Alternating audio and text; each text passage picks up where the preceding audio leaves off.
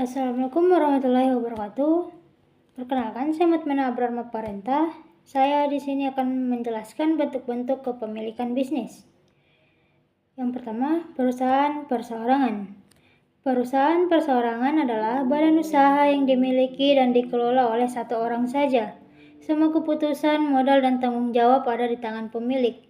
Ciri-ciri, pemilik bertanggung jawab penuh atas semua risiko usaha, modal berasal dari pribadi, pengelolaan sederhana dan mudah didirikan, biasanya skala kecil, contoh warung, kios, dan laundry. Memiliki kelebihan dan kekurangan. Kelebihannya, bebas mengambil keputusan sendiri, keuntungan tidak dibagi, dan kekurangannya risiko ditanggung sendiri. Kalau rugi, harta pribadi bisa digunakan untuk menutup hutang. Yang kedua, firma. Firma adalah badan usaha yang didirikan oleh 2 orang atau lebih dengan tujuan menjalankan usaha bersama. Semua anggota aktif dalam mengelola usaha dan tanggung jawabnya tidak terbatas. Ciri-ciri, semua sekutu boleh mewakili perusahaan. Jika satu rugi, sekutu lain ikut menanggung. Biasanya bergerak di bidang jasa, contoh firma hukum dan firma akuntansi. CV atau persekutuan komanditer adalah kerjasama 2 pihak. Sekutu aktif yaitu mengelola usaha dan tanggung jawab penuh. Sekutu pasif hanya menanam modal, tidak ikut mengelola. Ciri-ciri, tidak berbadan hukum, cocok untuk usaha menengah, keuntungan dibagi sesuai perjanjian. 4. Koperasi. Koperasi adalah badan usaha yang dimiliki dan dikelola bersama oleh para anggotanya. Tujuannya bukan mencari laba sebesar-besarnya, tapi meningkatkan kesejahteraan anggota. Prinsipnya dari anggota, oleh anggota, untuk anggota. Contohnya koperasi simpan pinjam, koperasi sekolah, dan koperasi pertanian.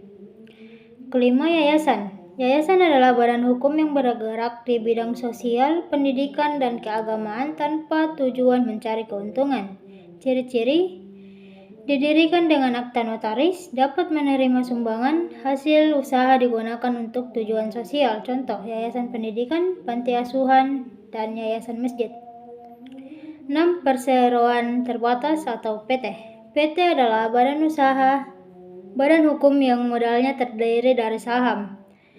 Pemilik disebut pemegang saham dan tanggung jawabnya terbatas pada jumlah saham yang dimiliki. Ciri-ciri, berbadan hukum resmi, keputusan penting dibuat lewat RUPS, rapat umum pemegang saham, dipimpin oleh direksi dan komisaris, contoh PT Indofood, PT Astra, PT Telkom Indonesia. 7. BUMN, badan usaha milik negara. BUMN adalah perusahaan yang dimiliki oleh negara atau pemerintah pusat. Tujuannya melayani kepentingan umum dan juga memperoleh keuntungan.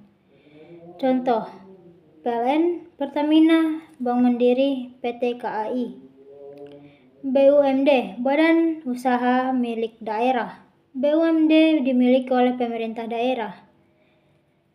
Fungsinya mendukung pembangunan daerah dan menyediakan pelayanan publik, contoh PDAM, Bank Pembangunan Daerah atau BPD.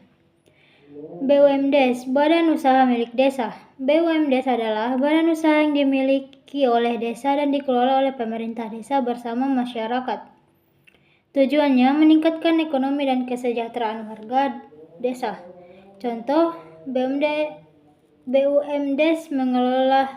pengelola desa, wisata desa, pengelola pasar atau simpan pinjam desa.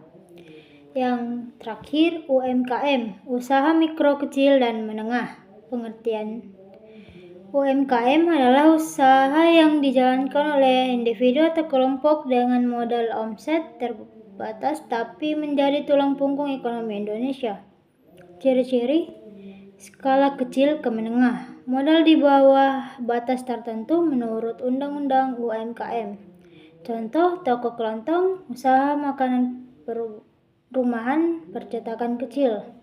Simpulannya, semua badan usaha punya tujuan utama, yaitu menjalankan kegiatan ekonomi untuk kesejahteraan baik pribadi, anggota, maupun masyarakat.